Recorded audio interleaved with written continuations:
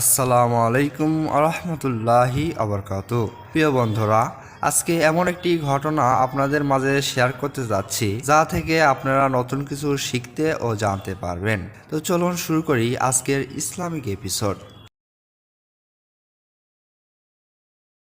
ঔষধ বা ডাক্তারের কোনো ক্ষমতা নেই, রোগ সারে আল্লাহর হুকুমে।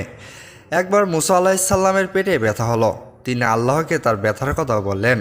তারপর আল্লাহ তাকে বললেন যে তুমি অমুক গাছের পাতা খাও। তিনি খেলেন, এরপর তার ব্যথা সেরে গেল। এরপর মুসা আলাহিসাল্লামের আবার পেটে ব্যথা হলো, কিন্তু তিনি আল্লাহ কিছু বললেন না। তিনি গিয়ে সেই একই গাছের পাতা খেলেন, কিন্তু এবার ব্যথা কমল না।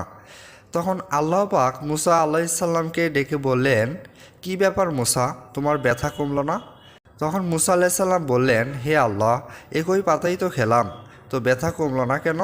তখন আল্লাহ পাক বললেন, যখন আমি তোমাকে পাতা খেতে বলেছিলাম তখন ওই পাতার উপর আমার হুকুম ছিল রোগ সারাবার, কিন্তু তুমি ভাবলে গুণাগুণ গাছের, তাই পরের বার আমাকে বলার প্রয়োজন মনে করনি, তাই তোমার ব্যথাও সারেনি।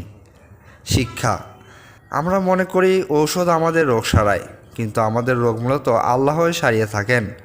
ডাক্তার বা ওষুধ তো একটা উসিলা মাত্র, কারণ ঔষধ পেটে গিয়ে আল্লাহর হুকুমের অপেক্ষায় থাকে যে সে কাজ করবে কি করবে না।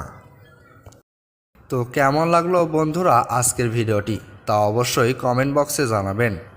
আমাদের চ্যানেলে এরকম আরও ভিডিও সহ কোরআন হাদিস ও বিজ্ঞান বিষয়ক এবং নাস্তিকদের প্রশ্নের জবাব সহ বিভিন্ন ইসলামিক রিসার্চের ভিডিও পেতে আমাদের চ্যানেলটি সাবস্ক্রাইব করে রাখতে পারেন। আজকের মতো আমি রিপন ইসলাম এখানেই বিদায় নিচ্ছি। ইনশাআল্লাহ আবার দেখা হবে অন্য কোনো নতুন ইসলামিক এপিসোডে।